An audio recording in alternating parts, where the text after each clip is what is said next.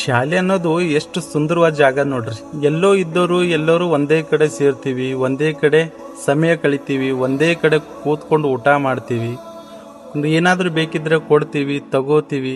ಅಲ್ಲ, ನಾವು ಮನೆಯಲ್ಲಿ ಎಷ್ಟು ಸಮಯ ಕಳಿತೀವಿ ನೋಡಿ, ಅಷ್ಟು ಸಮಯನ ಶಾಲೆಯಲ್ಲೂ ಕೂಡ ಕಳಿತೀವಿ ಅಲ್ವಾ.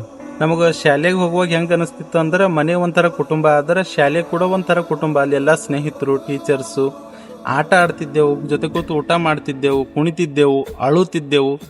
ಅಲ್ಲ, ಸುಂದರವಾದ ಜಾಗ ಅಲ್ವಾ.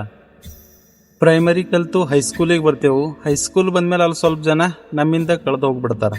ಮತ್ತು ಹೈಸ್ಕೂಲ್ ಮುಗ್ದ 10th ಎಕ್ಸಾಮ್ ಮುಗಿತದೆ. ಎಕ್ಸಾಮ್ ಮುಗಿದ್ಮೇಲೆ ಯಾರ್ಯಾರು ಎಲ್ಲೆಲ್ಲಿಗೋ ಅಡ್ಮಿಷನ್ ಮಾಡ್ತಾರೆ, ಅಲ್ಲಿ ಸ್ವಲ್ಪ ಜನ ಬೇರೆ ಆಗ್ತಾರೆ. ಅಂದರೆ ಗ್ರೇಡ್ 1, ಗ್ರೇಡ್ 2 ಈ ಥರ ಸ್ನೇಹಿತರು ಕೂಡ ಆಗ್ತಾರೆ. ಪ್ರೈಮರಿ ಸ್ನೇಹಿತರೆ ಬೇರೆ, ಹೈಸ್ಕೂಲ್ ಸ್ನೇಹಿತರೆ ಬೇರೆ, ಕಾಲೇಜ್ ಸ್ನೇಹಿತರೆ ಬೇರೆ, ಡಿಗ್ರಿ ಸ್ನೇಹಿತರೆ ಬೇರೆ.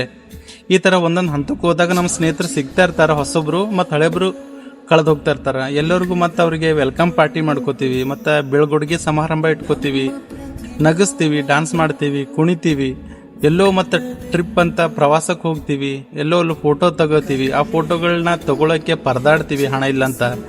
ಮತ್ತು ತೊಗೊಂಡು ಅದನ್ನು ಫ್ರೇಮ್ ಇಟ್ಕೊಂಡು ಅವಾಗ ನೋಡಿ ನೆನ್ಪು ಮಾಡ್ಕೋತೀವಿ. ಎಷ್ಟು ಸುಂದರವಾದ ಜಾಗ ಅಲ್ವಾ ಶಾಲೆ ಅನ್ನೋದು. ಅದಕ್ಕೆ ಹೇಳೋದು, ಅದು ಶಿಕ್ಷಣ ಅಲ್ಲ, ಅದು ಒಂಥರ ದೇವಾಲಯ. ಅಲ್ಲಿ ಹೋದರೆ ಎಲ್ಲ ಒಂಥರ ಭಕ್ತಾದಿಗಳು ದರ್ಶನಕ್ಕೆ ಬಂದಂಗೆ.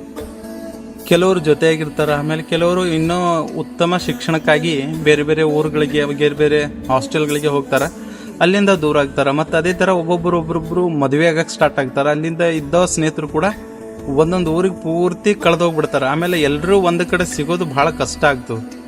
ಮೊದಲೆಲ್ಲ ಒಂದೊಂದು ಸಣ್ಣ ಪ್ರೋಗ್ರಾಮ್ ಇದ್ದರೂ ಕೂಡ ಎಲ್ಲರೂ ಸೇರ್ತಿದ್ದೆವು, ಒಂದು ಕ್ಲಾಸ್ಮೇಟ್ಸ್ ಎಲ್ಲ ಹುಡುಗರು ಅಂತ. ಆಮೇಲೆ ಎಲ್ಲರೂ ಒಂದು ಕಡೆ ಸಿಗೋದು ತುಂಬ ಕಷ್ಟ ಆಗ್ತದೆ.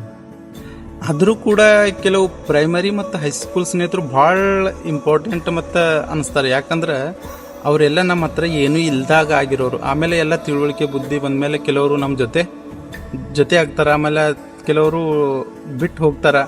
ಆದರೆ ಈ ಹೈಸ್ಕೂಲು ಮತ್ತು ಪ್ರೈಮರಿ ಹೆಂಗೆ ಅಂತಂದ್ರೆ, ನಮ್ಮ ಹತ್ರ ಏನೂ ಇಲ್ಲ ಅಂದಾಗಲೂ ಕೂಡಂಥ ಸ್ನೇಹಿತರು ಇರ್ತಾರೆ. ಆ ಒಲವು ಕೊನೆಯವರೆಗೂ ಹಾಗೆ ಇರ್ತದೆ ಸ್ನೇಹಿತರೆ. ಎಷ್ಟು ಚೆಂದ ಇಲ್ಲ ನೋಡ್ರಿ ಸ್ಕೂಲು. ಒಂದು ಸಲ ಮತ್ತೆ ಏನಾದರೂ ನೆನಪಾದ್ರೆ ಇನ್ನೊಂದು ಸಲ ಸ್ಕೂಲ್ಗೆ ಹೋಗುವಂಥ ಅವಕಾಶ ಸಿಗುತ್ತೇನೋ ಅಂತ ಅನಿಸ್ಬಿಡ್ತದೆ.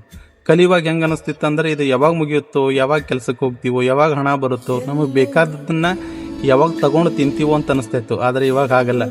ಇನ್ನೊಂದು ಸಲ ಸ್ಕೂಲ್ಗೆ ಹೋಗಬೇಕು, ಮತ್ತು ಎಲ್ಲ ಆಟಗಳಾಡಬೇಕು, ಮತ್ತು ಯಾವುದಾದ್ರೂ 15 ಆಗಸ್ಟಿಗೆ ಬಂದರೆ ಆ ಸಂಭ್ರಮ ನೋಡಬೇಕು. ಆದರೆ ಮತ್ತೆ ಆ ದಿನಗಳು ಮತ್ತೆ ಹೊಳ್ಳಿ ಬರೋದಿಲ್ಲ ಸ್ನೇಹಿತರೆ.